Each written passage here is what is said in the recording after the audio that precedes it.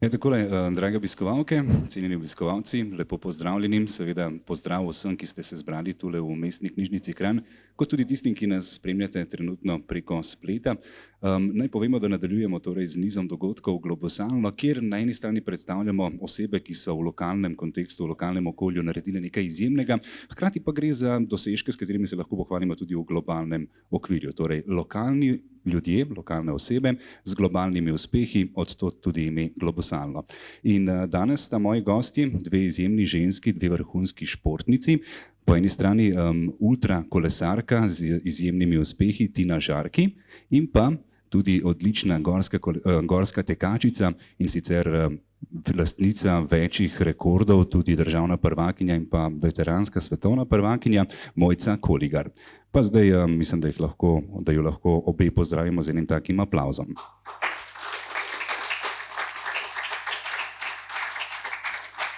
Zdaj, jaz moram najprej vprašati, a imate kdaj kakšno zadrego ob vseh takih najavah, ob tem, ko reče ljudje sta izjemni ženski, vrhunski športnici.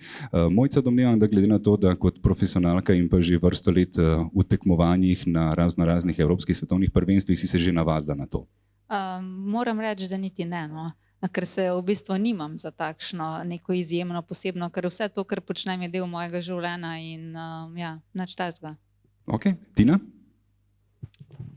Ja, že prej sem Mojci rekla, da tako življenje, ki ga živim, je meni normalno življenje.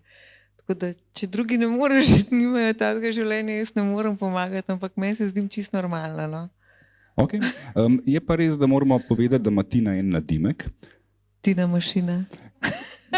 Glede normalnosti sem hotel samo mogoče reči, da majčkeno ta mašina odstopa od tega nekega povprečja. In ta Tina mašina je seveda kot nadimek prišel zaradi številnih uspehov in predvsem zaradi te neke neustavljive želje. Tina, če začneva, kako so bili tisti prvi mejniki? Kaj so tiste stvari, ki jih lahko napoveš sama kot ključne pri dejstvu, da si sedaj dejansko vrhunska ultrakolesarka? Prvi mejnik je bil pri 30 letih, ko sem si kupila prve superge in sem šla teč in sem prvič pretekla 5 kilometrov. Drugi mejnik je bil, ko sem pretekla maraton 42 kilometrov in sem zašla v eno družbo, ki so mi odprli oči in so rekli, ne, to ni največ, kar lahko človek preteče. Lahko pretečeš še več in v Logarsko dolino lahko pretečeš 75 kilometrov iz Celja. Sem rekla, wow, še to bom naredila. Tak najbolj pomemben mejnik v mojem življenju je bil definitivno zlom gležnja, ki me je pol postavil v bistvu v to, da je Tina ratala mašina. Zato, ker takrat sem v bistvu z berglami delala 11 kilometrov in sem bergle uporabila za mojo super moč in sem očitno, da je, ne vem, neka višja sila bila, ki je rekla, ok, zdaj si že toliko pretekla, začela si že tipati kolo, zdaj boš pa mogoče šla malo več na kolo. Tako da to je bila ta, no. Super, da dejansko te niso ustavili vsi te recimo neke omejitve, kar se tiče poškodbe, bi lahko se ustavila in rekla, lej, bom počakala toliko na rekonvalescenco, ampak ne, lih obratno, si iskala že nove izzive. Ja, zato, ker se mi zdi, da če si športnik oziroma če uživaš v športu, pol iščeš način, kako boš nazaj ta svoj življenje dobil. Zdaj, če se ne motim, mislim, da je tvoj zdravnik, ko si prišla, rekel, a nisi še začela. Ja. Okay. A ni to zanimivo slišati strani zdravnika, ker po moje bi kaj drugega pričakoval? Res je tudi, da sem v bistvu naslednje leto, ko sem res ratala super športnica po tej poškodbi, sem mu poslala novoletno čestitko in sem mu napisala vse moje dosežke športne.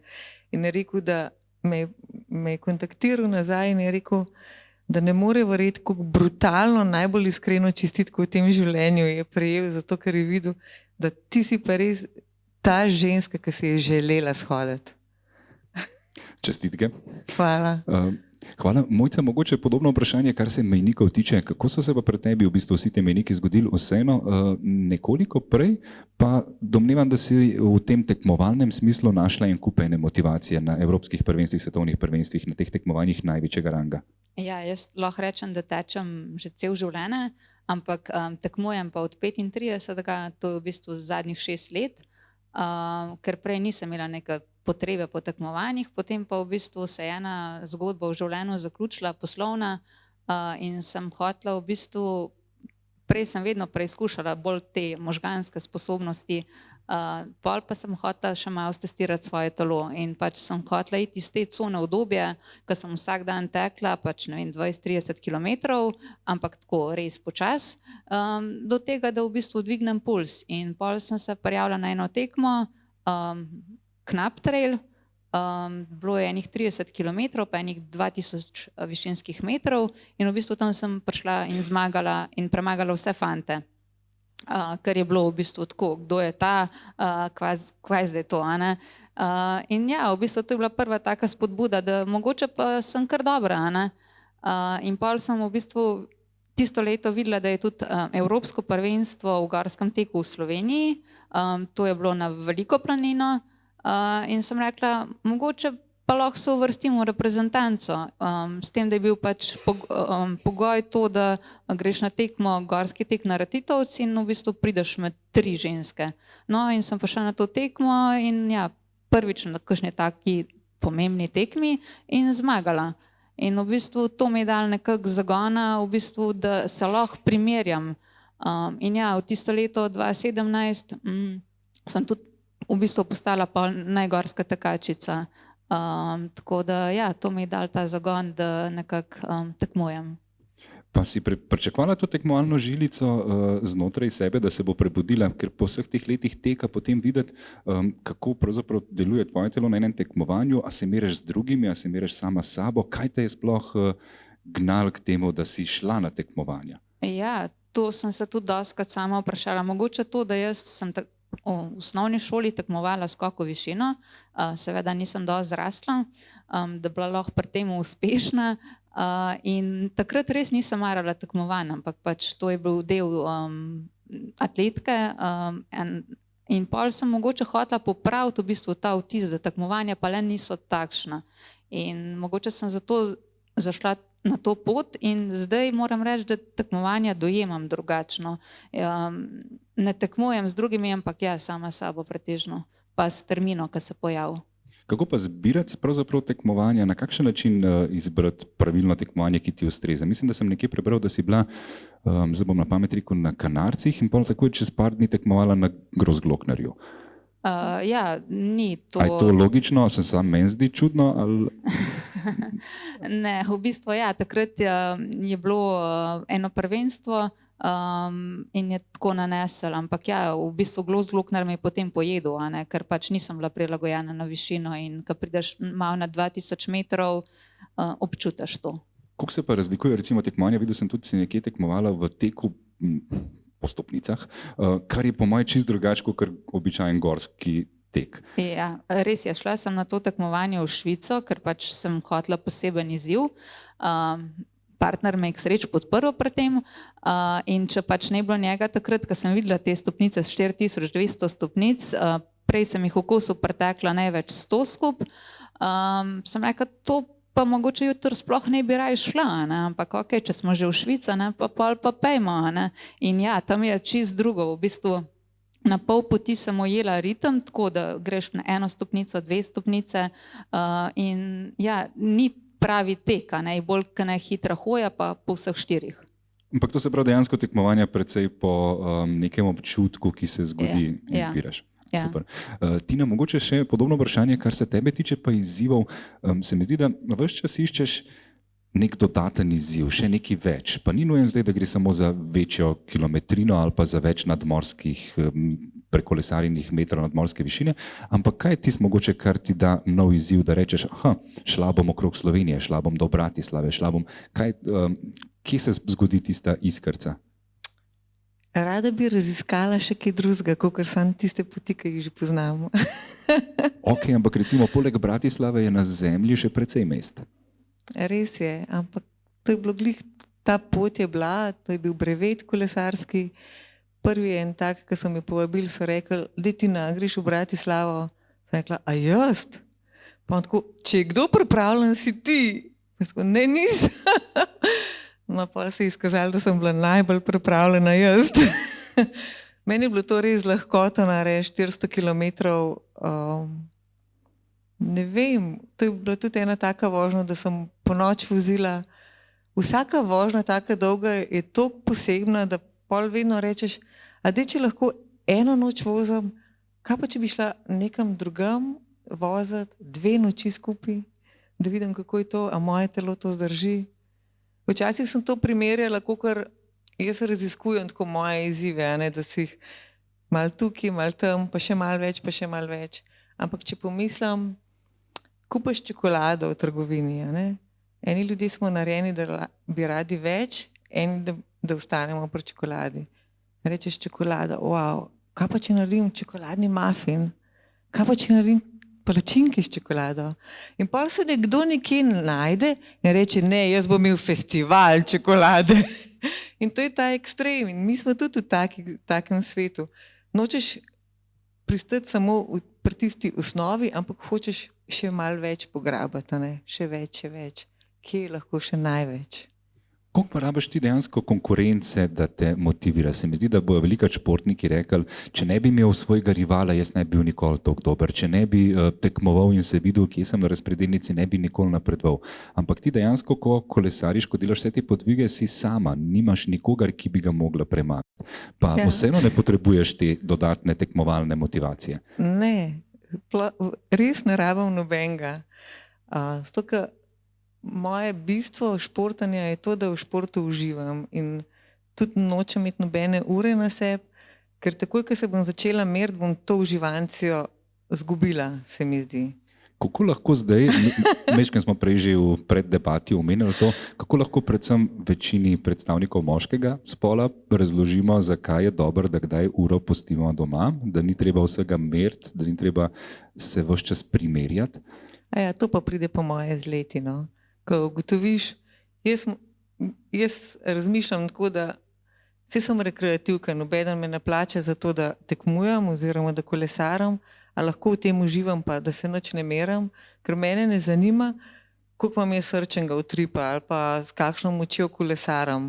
Mene zanima, da pridem na cilj, toliko časa pa že športam, da znam poslušati moje telo in vem, kdaj boš presek, ni ga še bilo, no. Ampak ne rabim pa merjenja, zato da bom nekomu rekla, oj, srčen utrip sem imela 190, ne rabim tega. Pa si recimo, ko se je pojavila ideja, da bi kot prva in edina Slovenka prekolesarila pot okoli naše državice, to je pot dolga 1029 kilometrov, od tem še 14 jurjev pa pol nadmorskih oziroma višincev. A si takrat razmišljala, pa si dala nek cilj, ne v 75 urah, v 80 urah moram to narediti? Ali je bilo pač dajmo, pa bomo videli, koliko bo ur sploh? Ne, rekla sem si, da se bom šele na 500 ustavila, na pol poti. In na pol poti sem se ustavila, tam sem spala 1 uro pa pol in sem šla naprej, zato ker sem bila že na polovici, sem rekla, wow, zdaj sem pa že v ciljni ravnini, sem še 500 pa sem doma. Tako ne vem, moji možgani so res. To je ta stavek, ki ga pogosto uporabiš, sem še 500 kilometrov in sem doma. Ja, zato ker če bi tam obrnila, pa bi šla na štart, bi imela identično pot, bi bilo čisto brez veze, da grem nazaj, moram iti naprej. Tako da ja.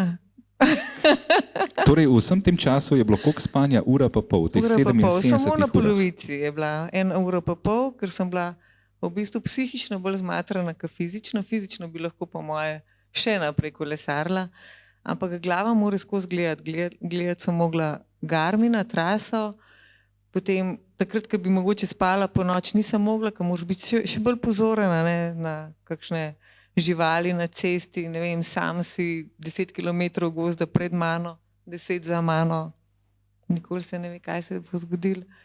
Tako da, ja, glava. Wow. Okay.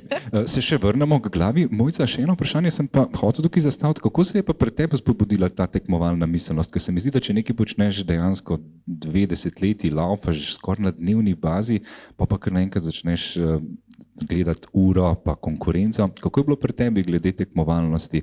Kako si prebudila to zmagovalko v sebi, ali kako naj temu rečemo? Težko. Moram reči, res nisem tekmovalen tip in imam s tem težave, da se v bistvu primerjati s komarkoli. In zaradi tega je tudi ura ni glih moj dober spremljevalec oziroma jo pogledam samo na koncu, pa pol mogoče kakšno analizo v tem smislu. Ja, mene pa zanima, kakšen je bil srčni utrip, ampak ne vmes, ampak na koncu. In ja, to ima svoje pluse in svoje minuse. Mogoče je manjše tveganje za poškodbo, pa če se toliko ne greš preko sebe, ampak ja, ima pa minuse v bistvu, da mogoče ne daš vse od sebe kdaj. Kako je, kar se tiče samega, v letu 2022 si bila zmagovalka svetovnega niza Vertical KM oziroma Vertical Kilometers, bi rekel. Ja. Kako je v bistvu na takih tekmovanjih, kjer imaš res izjemno močno konkurenca iz celega sveta, tekmovanja so od Kitajske do Brazilije, kako se na takem tekmovanju zmotivirati, pa vseeno videti v nasprotnici, v tisti, s katero se meriš za skupno zmago, neko motivacijo, ali ne rabaš? Ja, sej motivacija je, da pač čim prej prideš na vrh, v bistvu prej, ko boš prej, pač boš imel razgled, Pa ne recimo. rabaš nič pogledovati proti ostali konkurenci, koliko je ona hitra, koliko je imela Ne, ker čas. itak hitrejš ne gre, a ne? Pač, moj cilj je, da se čim bolj ekonomično gibam v strmini in da v bistvu čim prej pridem na vrh, kakorkoli tisti dan lahko, a ne, mogoče kakšen dan prej, pozneje bi bilo hitreje ali pa ne, a ne, ampak v bistvu meni ne pomaga pač, če je ena res boljša, v bistvu, da se jaz zdaj sekiram, ali bom tudi jaz lahko tukaj hitko ona ali ne, v bistvu ni tega, no. Zanimivo je tudi 10 tekem, mislim, da je po celem svetu, zbereš 2, kako pravzaprav, mislim, da sta 2, ki štejete potem v končni rezultat. 3. 3. Kako zbrati te 3 lokacije? Pač vseeno morajo biti to neke lokacije, kjer boš lahko treniral. Domnevam, da kljub temu, da je lepo tekmovati na Kitajskem, je po mojem boljš v Italiji, glede na to, da greš v Italijo lažje trenirati pa spoznati poligon. Se ne greš trenirati niti v Italijo, ampak v bistvu ekonomično je to gledano, dosti lažje tekmovati v Italijo, kot pa v bistvu na Kitajsko. Ja. In v bistvu sta 2 tekmi plus ta zaključna, ki šteje dvojne pike. Tako da ja, lani je bila to, vsako leto je drugače ta pokal malo oblikovan, lani je bila Italija in Avstrija, recimo, ki sta mi bili dosti blizu. V letošnjem letu 2023 boš tudi nastopala, kako boš iskala te dodatno motivacijo, potem ko enkrat že zmagaš v skupnem seštevku? Letos bi bila ta motivacija predvsem to, da so tekme zelo oddaljene, z izjemo 2 in ta tretja, v bistvu ja, ne vem še. Kaj pa to, da si postala članica ekipe, koliko to pomeni, da si pol, mislim, da je Tim Scarpa, v bistvu, kaj ti to da, ker vsem si v individualnem športu, si tekačica, ki pač se moraš več ali manj nase zanašati, koliko pa pol to, da si članica ene take ekipe, spremeni cel pogled? Meni je spremenil to, pač ja, ker je to mednarodna ekipa, da mi je dal zagon mogoče za še eno sezono letošnjo, v bistvu, da še tekmujem, ker drugače verjetno ne bi, no. Okay. Super, lepo slišati. Mogoče še to vprašanje, ker si enkrat napisala, kako premagati sebe in se motivirati ob različnih izzivih. To se mi zdi, da je zdaj danes ta ključen del našega pogovora, ker mislim, da bomo vsi koristili kakšen dober nasvet. Kako sama sebe, recimo na dan, ko si popolnoma utrujena, ko veš, da se ti, a se kdaj to zgodi, ne da iti teč? V bistvu s tem, to sem imela težavo, oziroma imam še vedno pred tekmom, recimo ni dobro kakšen dan prej trenirati, najlepše sonce in ti v bistvu se cel dan bremzaš malo, ker imaš drug dan tekmo. To je v bistvu največja težava. Meni bolj, ker ne se bremzati kot v nasprotni smeri, da se mi ne bi dalo ali pa da bila toliko zmatrana. Ne. In kaj takrat počneš? Gorsko kolesarstvo pa pohodništvo? Pohodništvo običajno pred tekmo, ker gorsko kolesarstvo ti lahko hitro zakisa noge, tako da v bistvu bolj pohodništvo tisti dan prej. Glede samega treninga pa recimo, koliko je neka taka kaj se to govori na teden, koliko se preteče na mesec, na leto, na dan? Ja, fantje to zelo natančno merijo, moram reči, kot prej bi rekla, da je tekmovalnost med ženskami manjša in manj so pomembne številke, ampak ja, drugače v kilometrih, višinskih metrih. Ampak pri meni je v bistvu to z leti šlo nadol, večina gorskih tekačev, starejška je v bistvu daljša razdalja dela, pri meni je šlo po obratno smer, jaz sem začela, ne vem, s 50 km, 6000 višincev, zdaj sem pa v bistvu na bolj 10 km, pa govorim za tekmovanja, kot pa kaj drugega, no. Zdaj, ena stvar, ki bi se je tudi rad še dotaknil, pa se mi zdi, da je zelo pomembna bila pri obeh, tudi Tina je že izpostavila, da je bila zelo ključna v njeni karieri, so poškodbe. Kako se jim po eni strani izogniti, pa kako potegniti nekaj pozitivnega, če se to zgodi kot neko posledico, nek nauk. Sama si imela v bistvu precej poškodb, tudi operacijo desne noge in kaj se je v bistvu spremenil po operaciji? Se ti je kaj spremenil način ali treninga, razmišljanja o teku? Nisem imela glih operacije, v bistvu sem imela stresno frakturo medenice. Eno obdobje, ko v bistvu sem imela svetovalca, sem naredila še več, kot je on rekel, in potem je prišlo do tega, da sem se pretrenirala in tudi poškodovala. V bistvu, ko sem delala neka stopnjevanja intervala, mi je mišica toliko stisnila medenico, da je kos v bistvu počla. Ampak medenice itak ne operirajo. In ja, poškodba ti da v bistvu te ustavi, in takrat v življenju moraš reči, zdaj moraš pa nekaj spremeniti. In če znaš to narediti, pol v bistvu greš naprej lahko. Če pa tega ne narediš, po mojem se pa vrtiš v krogu in mislim, da je tega tudi veliko drugače v gorskem teku oziroma trail teku. Sprememba, ki se je zgodila, je torej zavedati se, kaj pomeni pretreniranost in ne je ponavljati. Tako je. Okay. Tina, v bistvu podobno vprašanje, kar se tiče tvoje poškodbe, tudi sama si omenila jo v bistvu kot eno zelo pomembno stvar v karieri, pa ni se zgodila pri kolesarjenju, ampak pri teku, pa mislim, da če se prav spomnim, da je bilo precej nedolžen tek. Ja, bil je na Mengeško kočo, takoj po dežju. V bistvu je bil en ovink, pol, ko sem šla gledati tisto ovink, niti ne vidiš tiste, mislim, ta korenina je tako majhna, da je noro, no, res. Meni je spodrsnil in se je sam noga zaletela v korenino, konc. Tako da, kako bi preprečil poškodbe? Kakšne poškodbe ne moreš preprečiti? Kakšnih nesreč ne moreš preprečiti? To se zgodi takole. Takrat sem rekla, že v rešilcu sem rekla, koliko je to noro, taka športnica sem in pol se mi na najmanjšem hribčku zgodi to, da morajo priti gorski reševalci, namesto da bi imela noro dobro zgodbo in bi prišli helikopterji in bi me reševali skal. Tako res se mi je toliko noro zdelo to. Ampak so videli že v rešilcu, no, da imam ta športni duh in vse, kar me je čisto zares zanimalo, tudi na urgenci, vsi doktorji so to slišali.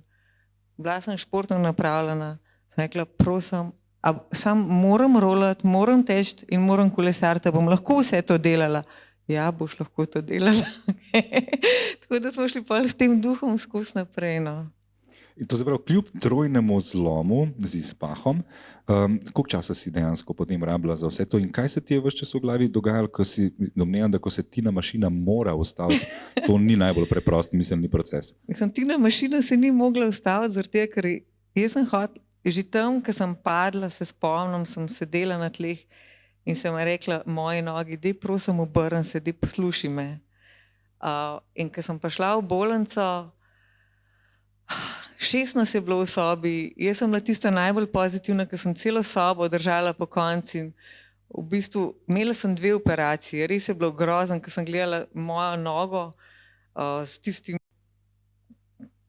kako se reče, ko hišo gradijo, ko dajo pol... Izolacijski... Ne, tist oder, ki je imela kar oder okoli, ne, in čez sem imela tako... špice, v glavnem grozen je bilo in gledam nogo in ok, še eno operacijo, bo šlo. Po drugi operaciji gledam nogo, gledajo me sostanovalke, rekla, kaj mi drugega preostane, bomo zdaj s hojco tekmovali do WC-ja pa nazaj, tako da smo pa s hojco začeli tekmovati. Meni je bilo toliko noro, ker v bistvu tudi pol, ko sem nazaj domov prišla, mi je bilo najbolj fascinantno to, ker sem šla po ulici z berglami in z gipsom in me en gospod ustavil in reče, ti si pa bolana. Pa ga pogledam, ne, nisem bolana, poškodovana sem. In to je bilo ena taka točka takrat, ko sem rekla, wow, koliko je dobro, da sem poškodovana, ker se mi vidi na ven, da sem poškodovana. Ampak kaj pa tisti, ki so bolani, ki se jim sploh ne vidi, pa hodijo okoli nas. Pa nobeden sploh ne ve, da je bolan in ga nobeden niti ne vpraša, kaj je z njim narobe. Tako da sem res prav ta superpower imela in sem rekla, kaj lepšega. Je pa tudi ta poškodba nekako spodbudila dejstvo, da si sama začela razmišljati o tem, da bi v bistvu nudila rehabilitacijo oziroma pomoč pri poškodbah.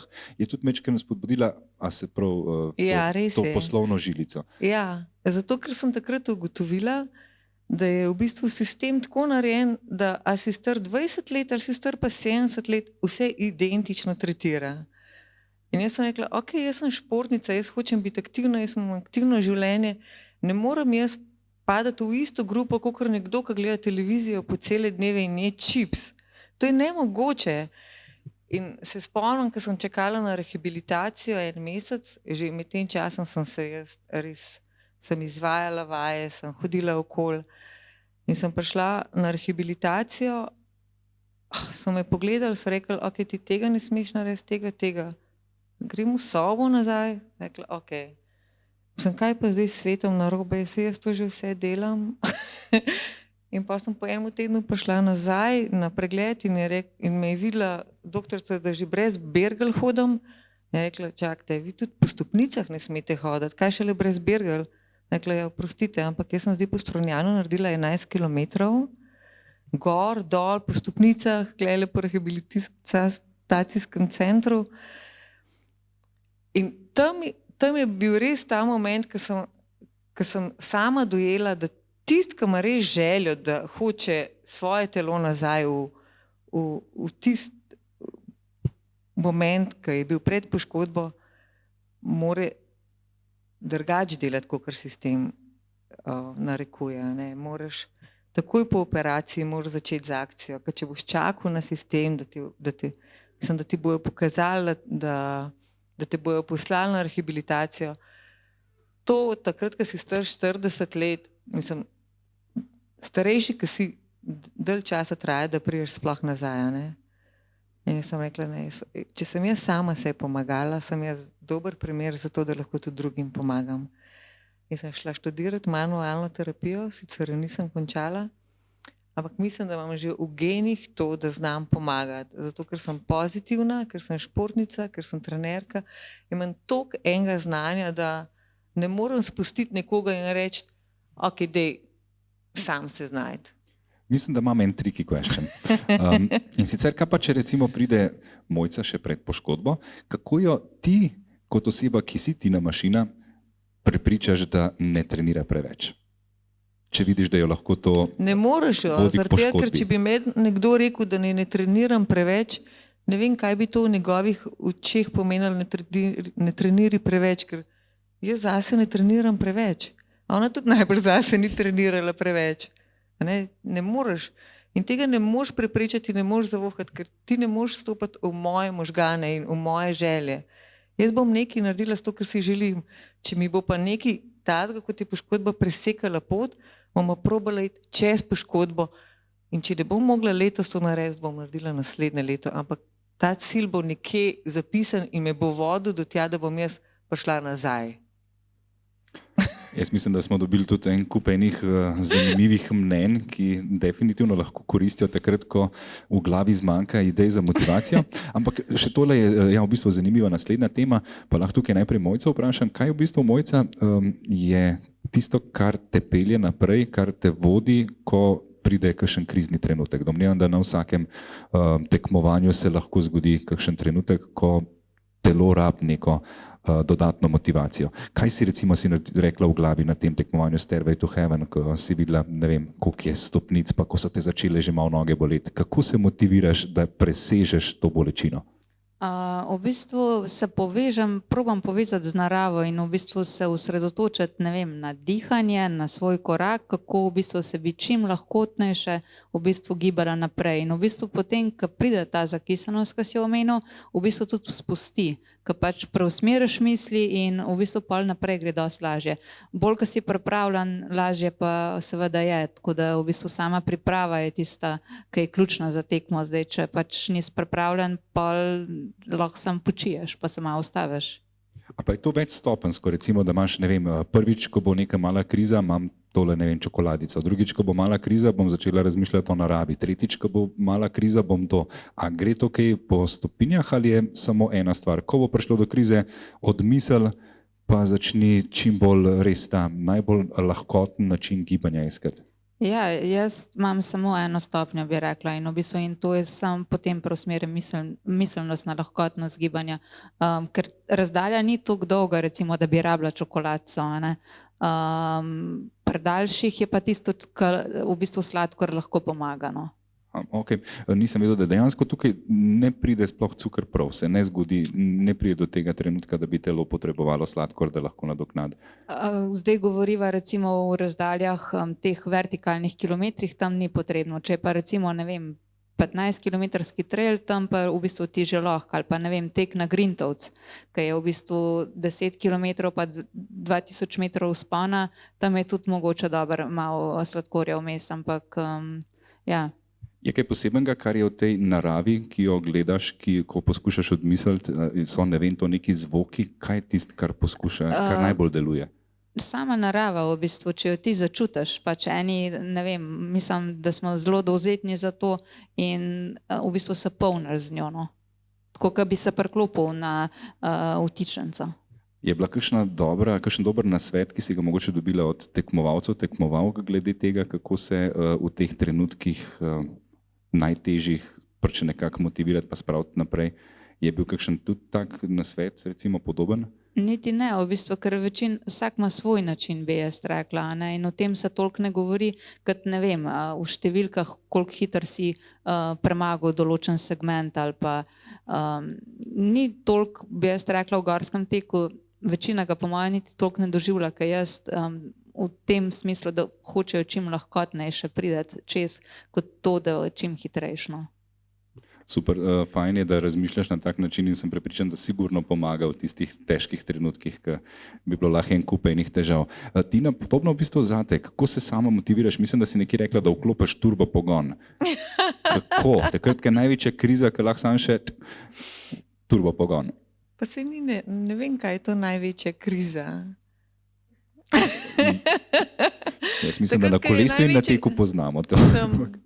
Takrat, ko je kriza, takrat popiješ, malo poješ, ne vem, se ustaviš za 5 minut, kaj pa vem. Jaz si dostikrat na kolesu pojem, ampak mogoče včasih si rečem, joj, če bi me kakšen slišal, bi rekel, da sem čisto zrela za psihiatrično bolnišnico, ker lahko kakšno pesem, ampak sam refren pesmi, se pravi, tako ene 3 vrstice pesmi, lahko pojem 3 ure. In se mi zdi, da najbolj zapojem tako. Prav spomnim se, ko sem mislila, da sem na tistem odru talentov in pojem. Ampak tako se motiviram, ja, čisto izklopim misli, grem čisto v en drug svet, no, moj svet. In ponavadi, če to delam, da pojem balade, sploh ne hitre pesmi, ker balada se mi zdi, da ko jaz zapojem tiste 3 vrstice, tako sem že 10 kilometrov prevozila. Ne vem. Zdaj moram priznati, da me vseeno zanima, kje je bila ta pesem. Včasih je od Čoliča, ti si mi v krvi. Se mi je zdelo, da gre v ta melost. Super. Kako pa v bistvu, enkrat si rekla, vse je v glavi. Kako sama poskušaš to vse je v glavi mentaliteto udejanjiti, ko si na kolesu ali pa ko tečeš? Jaz se tudi pri teku je bilo to, da v bistvu, ko sem tekla tam do 21 kilometra, sploh nisem tega začutila, nisem sploh vedela, kaj to vse je v glavi, kaj je v glavi, to, da moram 21 kilometrov preteči, ne vem. Ampak pol vidiš, ko greš v večje razdalje ali pa v večje napore, da je glava tista, ki manevrira celo telo. In če mene, na primer, začne koleno boleti, če se bom jaz zdaj z mislimi fokusirala na moje koleno, mislim, me bo to koleno toliko začelo boleti, da bom se mogla definitivno ustaviti in bom mogla nehati, ne. Glava je tista, ki ti reče, lej, dej, koleno te boli, tam je lep gozd, tam je kuža, ne vem, preusmeriš misli na nekaj drugega in šele pol dojameš, ne vem, čez 2 ure, lej, ko me koleno več ne boli, lej, ko to. In res, če nisi ti, mislim, fizična pripravljenost, zdaj ne vem za Mojco, ne? Ona je v drugih vodah, kot jaz, ampak pri meni je fizična pripravljenost manjša potreba, mislim, po mojih naporih, kakor psihična pripravljenost. Če psihično ne bi bila dobro pripravljena, boljše, da sploh ne grem na štart, res. Zadnjič mi je bilo zanimivo, neka športnica je tudi izpostavila to dejstvo, da v bistvu je ful majhna razlika, kar se nje tiče med tem, da je navdušena pred tekmovanjem in da je prestrašena pred tekmovanjem. Pravi, da je isti kliker v glavi, ampak navdušena bo, če se bo počutila samozavestno, da bo lahko s to nalogo opravila, in prestrašena bo, če se ne bo. To se pravi, gre dejansko res sam za en miselni preskok v tem, ali se jaz počutim dovolj kompetentnega za ta težek izziv. Ker tukaj ne gre zdaj za šprint na 100 metrov, ampak gre dejansko za stvar, kjer boš rabil psihično in pa fizično Ne pripravljenost. vem, če je to res, ker če bi se sprašvala, če sem sploh zmožna to narediti, pol ne vem, če bi šla sploh na štart. Ker jaz, ko grem na štart, je moj mindset že, da sem v cilju. Jaz se že vidim v cilju, a ne? Ne vem, kakšen mesec pred tem, ali pa 2 tedna, 3 tedne, pač takrat, ko moje misli skupaj nabiram za to, da grem na štart. Jaz sebe v teh mojih mislih že vidim v cilju. Jaz imam celo to že predelano, a ne? Ne, kje bom vozila, pa koliko bo višincev. Ampak samo to, da imam to željo izdelano v mislih, da sem tam. Mislim, da je to tudi tisto, kar marsikdo tekmovalcev reče, vidim pivo v cilju. Na Ja, štartu. eni vidijo pivo, eni vidijo nekaj drugega, ja, pač, ampak se vidiš tam, si na zmagovalnih stopničkah. Hotel sem še vprašati, v bistvu si začela z tem velikim podvigom, s kolesarjenjem okrog Slovenije na prav poseben dan, in sicer na svoj rojstni dan. Pa mi je zanimivo, kako lahko rečeš, da v bistvu uspešno kljubuješ letom, ne? Ker konec koncev marsikdo bo rekel, joj, pa vseeno nisi 20, ne? Ampak se mi zdi, da dostikrat v bistvu je ravno ta starost nekaj, česar se ne zavedamo. To so izkušnje, hkrati pa en kup telesne energije. Jaz mislim, da Ampak zdaj sem že toliko velikokrat slišala. Moj izziv sem naredila, ker sem bila stara 47 let, se pravi, zdaj grem v 48 leta. Vsi mi govorijo, ja, stara si, pa tako poudarjate, ja, stara si. Moja mama bo stara 81 let. Jaz sem proti njej mladenka. A vi to veste? Mislim, to niso stara leta, to so najboljša leta. Jaz sem na polovici mojega življenja, ne?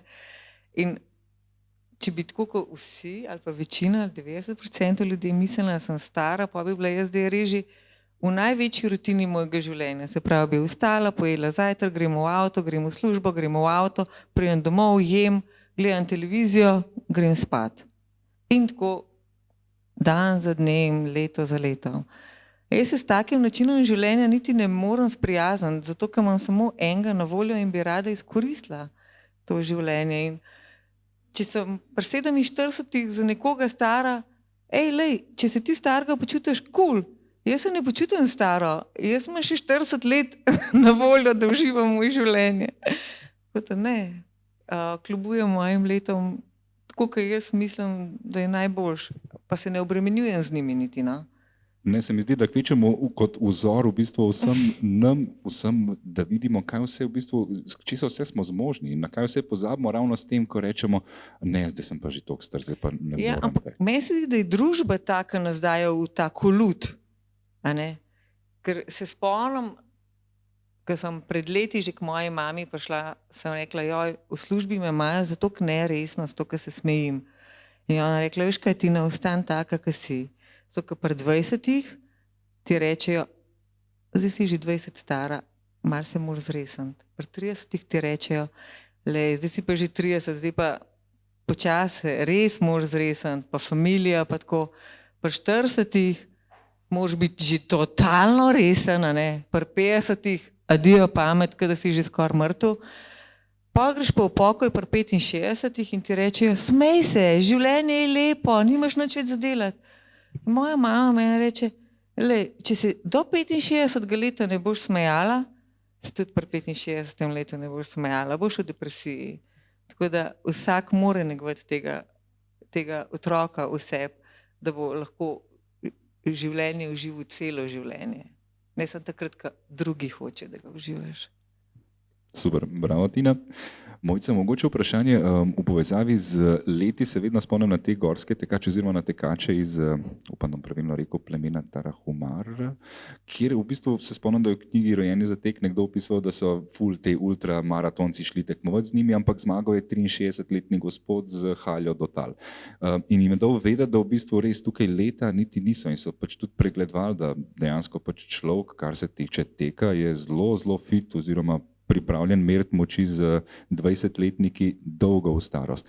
Kako se ti zdi mogoče res, da je tek oziroma da so ti vzdržljivostni športi tisti, ki najbolj dokazujejo, da leta niso pomembna za športno udejstvovanje? Ja, tek je sigurno takšen, s tem, da pač pri kratkotrajnejših tekih oziroma teh vertikalnih, recimo, tle v bistvu vse neki moči rabiš, ki jo pa z leti izgubljaš. Tako da tle se sigurno malo pozna pri teh dolgotrajnejših ultratekih, pa seveda starejši, ki si, bolj si izkušen, vzdržljivejši si, imaš to kilometrino in si zelo konkurenčen. Pa zanimivo je tudi, da mogoče ni nobene večje razlike moški in ženske. Ja, to se izkazuje zdaj. S tem, da recimo, kar je zanimivo, tudi ena najboljših gorskih tekačic je stara 43 let. Tudi na teh krajših tekih, tako da v bistvu se še zmeraj da, tudi v poznejših letih. Recimo temu v mlajših, zrelejših letih, da bomo postavili ta prave standarde.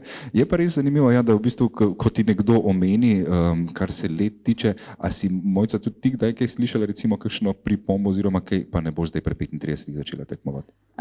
To ne, sem se pa v bistvu kar malo zamislila, ko v bistvu sem dal sedaj v veteransko kategorijo, ki se pa nekako ne počutam glih. Ampak veteranska je po 27, ne?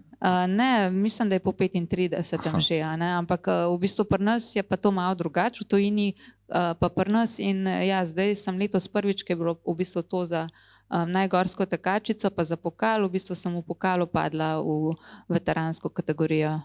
Tudi Federer pa Djokovic sta v njej, tako da ne se sekirati. Mi je pa zanimivo, v bistvu, ja, res, če se nekako lotimo tega, koliko je enih posebnosti, ki jih športno udejstvovanje na ta način pri individualnem športu nekako povleče za sabo. Mislim, da sem prebral v enem intervjuju, da definitivno ne bi športa z žogo oziroma da športi z žogo niso tisti. V čem se razlikuje, če se moraš biti in če si sam, če si dejansko kot individualc prepuščen in svojemu športu in treningu? Mojca, koliko ti tukaj seveda lahko pomaga partner, glede na to, da imata identično športno pot oziroma športno panogo? Partner zelo veliko pomaga, v bistvu, ker ni, recimo pri nas v gorskem teku nisem to, da greš na tekmo, tam štartaš, je vse poskrbljeno. V bistvu je samo organizacija, s tem, da v bistvu skomuniciraš z organizatorjem, da prideš, sploh za te tekme v tujini, kje boš spal, kako se boš tja pripeljal, je tudi ta del. In če imaš osebo, ki te razume, ki te podpira pri tem, kar počneš, je to res veliko, glede na to, da nimaš prave podpore strani zveze.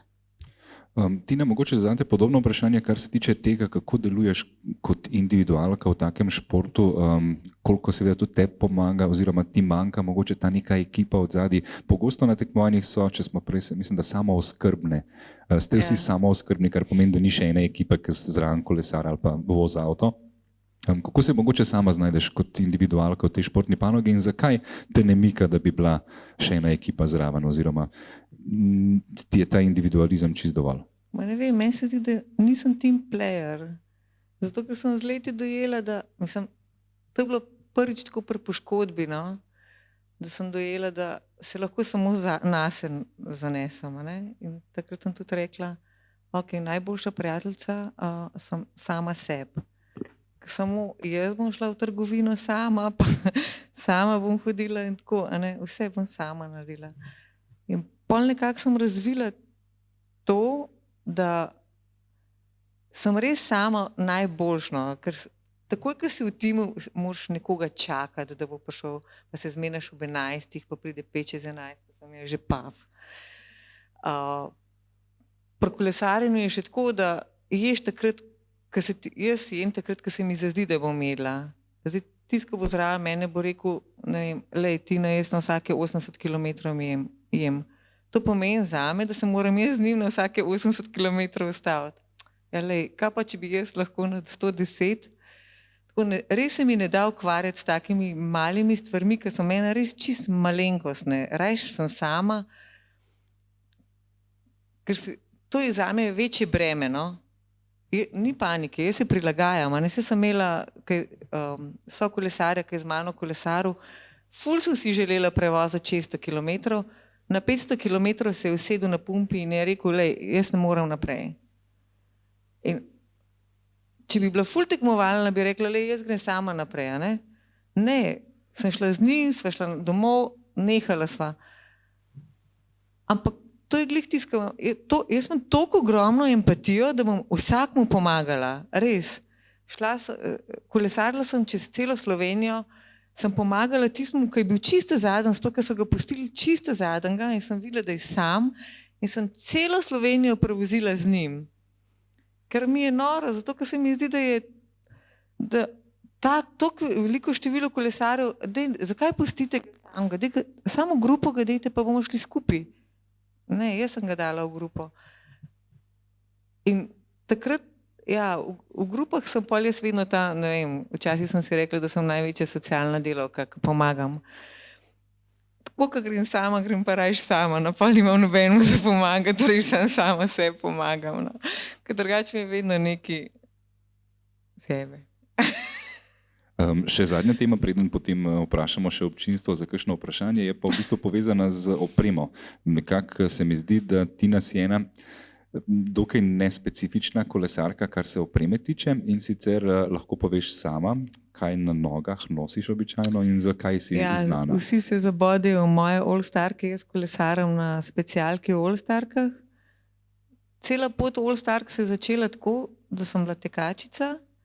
In ko sem šla prvič na kolo, tako čisto res, sem imela doma poleg tekaških superg sem še All-Starke. In sem rekla, ok, tekaške superge, valjda, da ne grejo na kolo. In sem dala All-Starke gor. Meni se je zdelo to res fenomenalno, zato ker sem kot tekačica imela ta občutek podlage. Ne?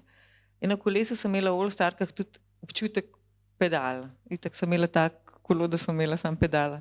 Jaz se res prvič sem se pred 5 leti srečala s specialkami. No.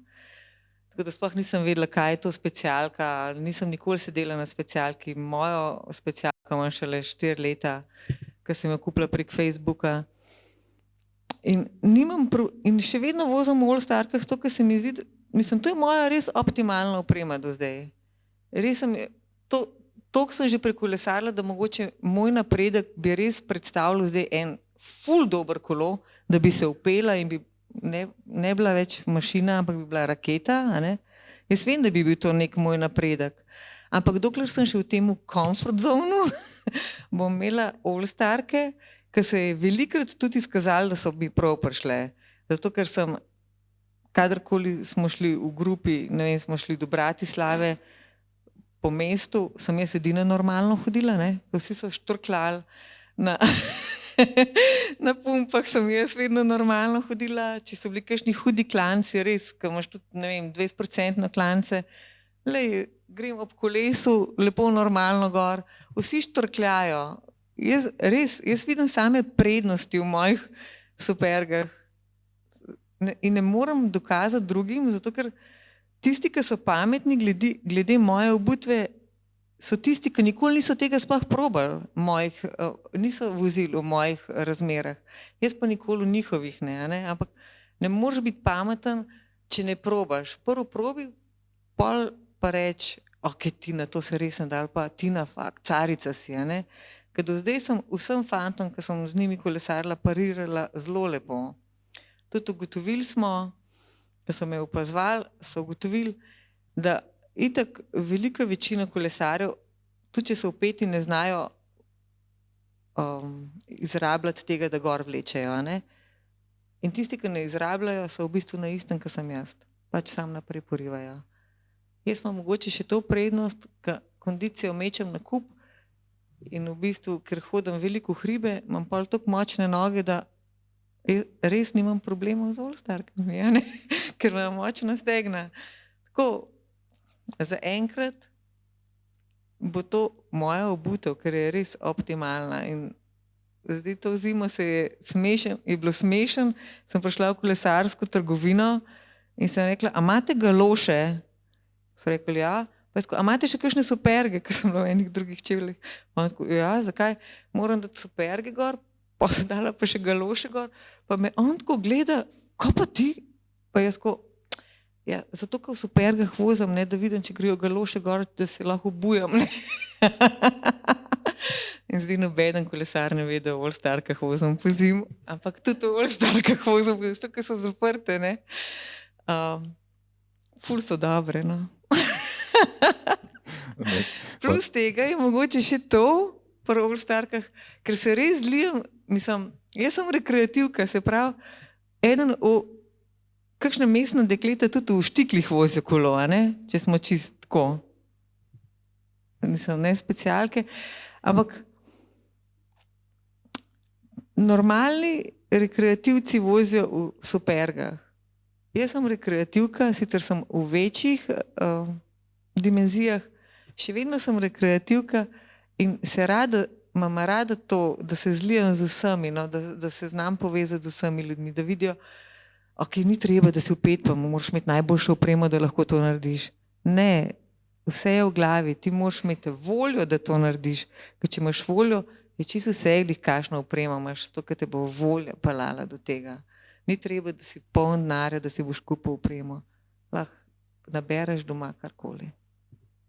Super, hvala Tina. Mojca, se tebi tudi zdi, da je v bistvu strast do športa pomembnejša kot oprema, ki jo imaš? Sigurno, oprema je čist drugačnega pomena. Če pač ti nisi pripravljen, nobene superge, noben kolo ne bo pomagal. Prej sem pozabil še vprašati, kako so moški sprejeli to dejstvo, da je prišla neka punca na tekmovanje, ki je niso poznali in jih je premagala? Moram reči, da prvič so kar dobro sprejeli, v bistvu so to tudi pozdravili. Je pa res, da na kakšnih tekmah ni tako lahko mimo moškega ita, ne? Ker v bistvu so vseeno tako tekmovalni, da ne bo rekel, čeprav je on, ne vem, 12. tam med moškimi, a ne, pa sem jaz pač hočem iti naprej, pa se bo kar malo postavil, tako da v bistvu jaz ne morem iti naprej, a ne. So tekmovalni, res. Kar se opreme tiče, da bi pa kdo rekel, ja, imaš pa ti Adi, da to zaradi tega lahko tako dobro laufaš, ne vem, da bi se karkoli na to obregnil, ne. Ne, oprema je res, pride do izraza, mogoče v kakšnih preizkušnjah, ki so malo blatne, ali pa recimo ena vertikalna preizkušnja, ki je v bistvu po smučišču navzgor po zimi, takrat pa v bistvu nekaj pomeni, če imaš dobro opremo. Ok, lepo slišati, da so moški to se prav dobro sprejeli, vsaj na tem prvem tekmovanju, dejstvo, da se je pojavila zmagovalka.